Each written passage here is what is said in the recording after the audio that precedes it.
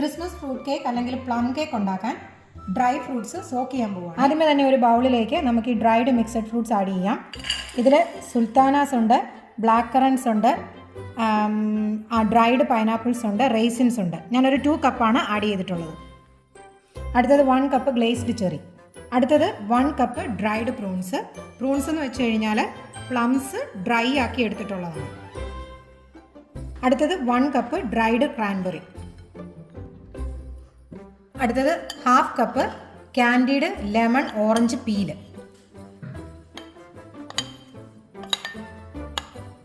അടുത്തത് 1/2 cup candied ginger. ഞാനിതിവിടെ ബ്രാൻഡിയിലാണ് soak ചെയ്യാൻ വെക്കുന്നത്.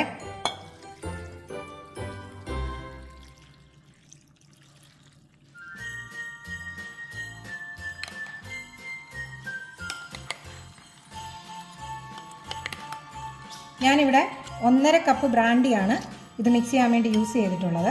ഇനി നമുക്കിതൊരു ഗ്ലാസ് ജാറിലേക്ക് മാറ്റി ഒരു 1 വീക്ക് വരെ റൂം ടെമ്പറേച്ചറിൽ കീപ്പ് ചെയ്യണം.